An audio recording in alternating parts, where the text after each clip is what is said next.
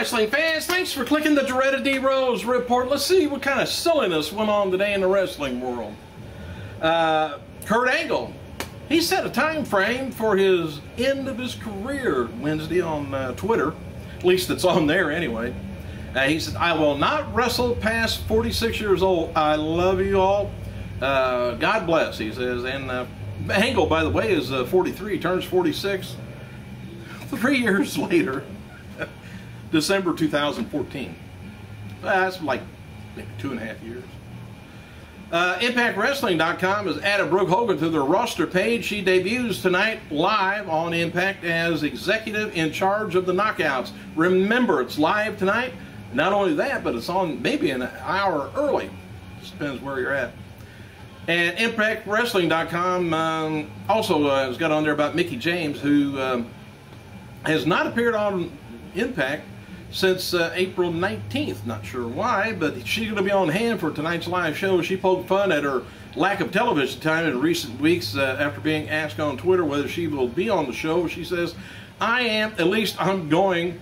Almost forgot I worked there, haha." WWE.com has added Paul Bearer to their alumni section. And WWE Universe last saw Paul Bearer. He was chilled out in a industrial freezer. Now that the former manager of Undertaker and Kane has been thawed out, at least the addition of WWE.com alumni section, he's thawed out. Hey, how many times has old Undertaker been killed? Done away with? Any idea? I think I know right off. I haven't looked it up, but don't cheat and look it up either. Let me know in the comments. Hey, WWE Hall of Famer Tammy Lynn Cinch has been announced to appear this Saturday's Pro Wrestling Syndicate event taking place at Rahway Rec Center, Rahway, New Jersey. And if I was all you guys, I would just hold my breath, see if she's going to be there. No, you better not have mass murder going on. WWE Hall of Famer Hacksaw Jim Duggan, he appeared on the Fight Club Chicago to promote his autobiography coming up, Hacksaw, the Jim Duggan story, which I think would be interesting. I'd like to see the part about him and Iron Sheik running around getting arrested. But anyway, in the book, Duggan weighs in on his former colleague, Scott Hall. There's a little excerpt from it. Said a lot of people feel sorry for Scott Hall. He says, "I don't feel sorry for Scott Hall at all." He said, "I mean, Scott made his own bed. Now he's got to lie in it. The guy has more opportunities." He said, "I wish I had opportunities to make money like Scott had in his profession. For him to flush it down the commode, hey, good riddance." Ooh, you're supposed to be doing this to poor people like that. Yeah.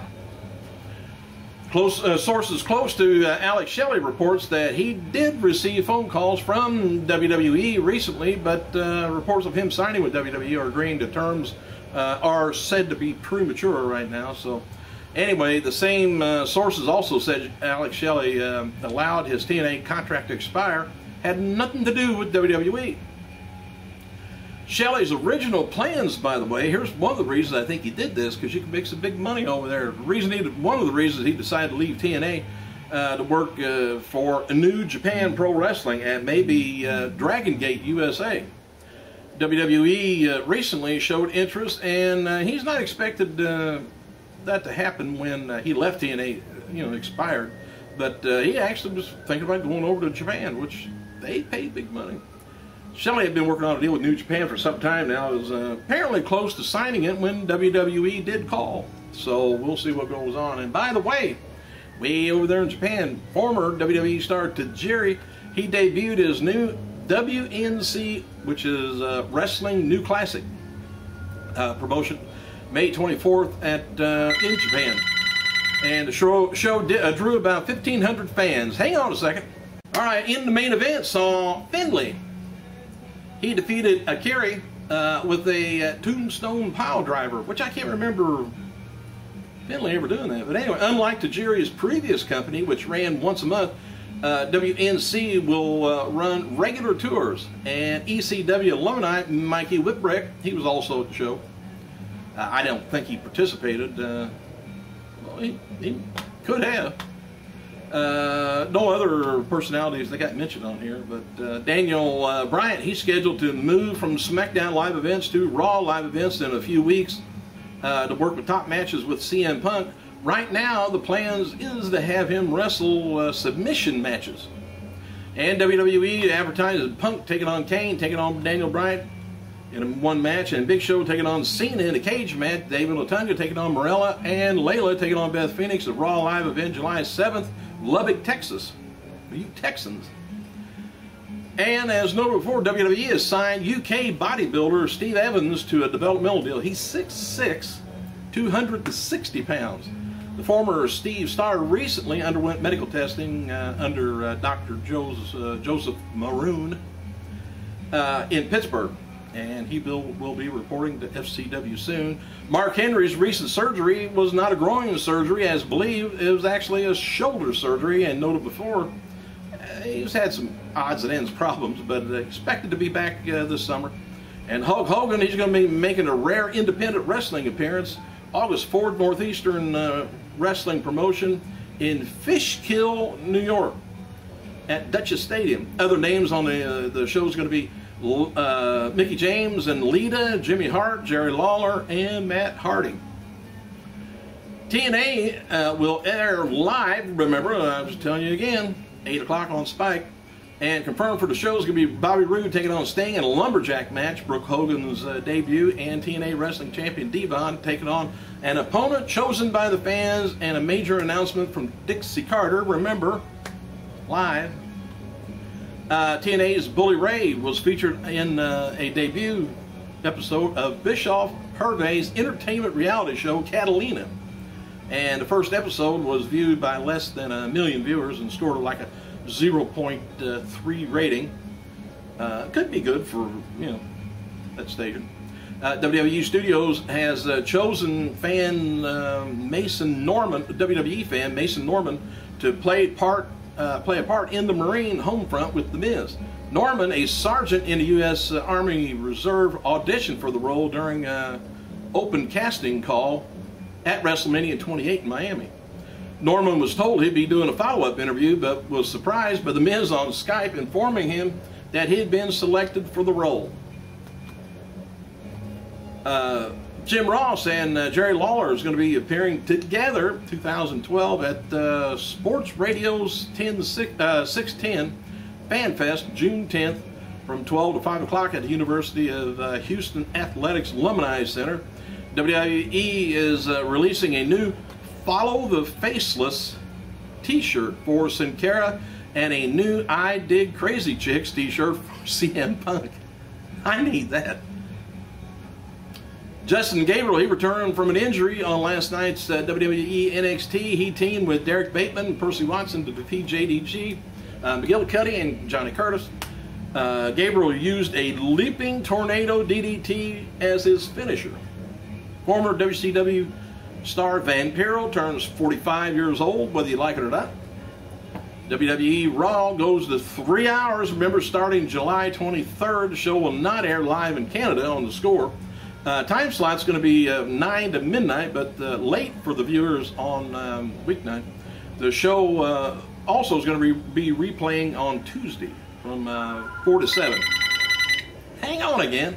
Randy Orton's recent tweet about WWE banning his punt to the skull due to concussion awareness is being believed to be legitimate, with the company looking to prevent injuries as well as potential legal liabilities from concussions.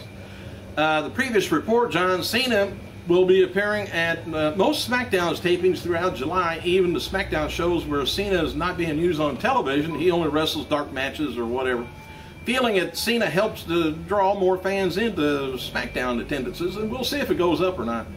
SmackDown attendance has been kind of struggling for a long time, with Baton Rouge taping only drawing 2,500 people.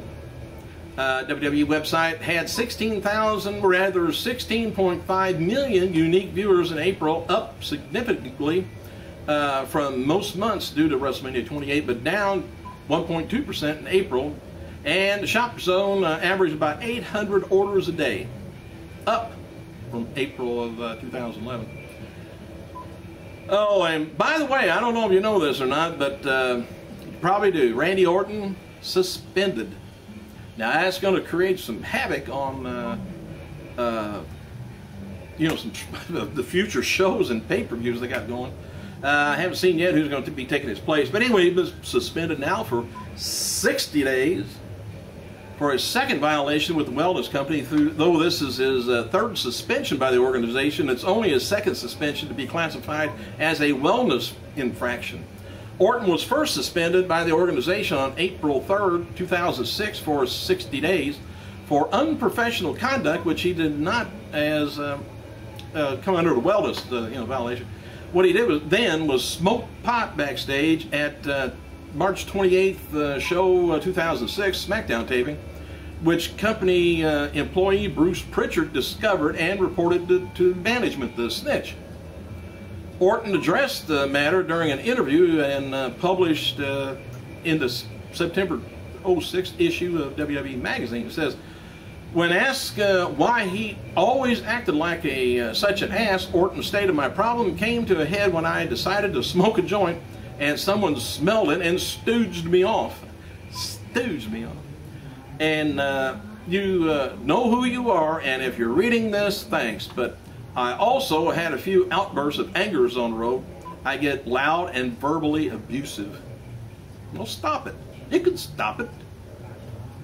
All right. So anyway, the other suspension, I think, was for pot, and the other one was for drugs. Drug violation. And I think he was listed when they had the online pharmacy hassle, which a lot of people were on that list of buying steroids through the internet. And I think he was on that too, but I believe that was before the wellness. Not sure.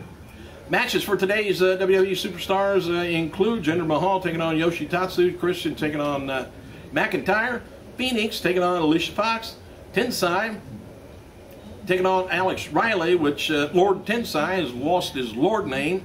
All right, now where was I? I think I was right here. Hey, Joey Styles, he still works for WWE, by the way, and is now taking bookings, though, through WrestlingMarks.com. He wrote, he says, "I'm happy to announce that I can now be booked for personal appearance exclusively through WrestlingMarks.com. Not sure why you would want him to come by, but I guess you could. Following Superstars and Divas have been confirmed for an upcoming WWE 13 video game. Stores October 30th, I guess. Several are duplicated, though, in both eras, but it's going to be appearing in the game as separate characters. But anyway, they got the modern era, which is pretty much everybody that's there right now, except there's like Kevin Nash and some other people like that. And Bella's are there, and Karma.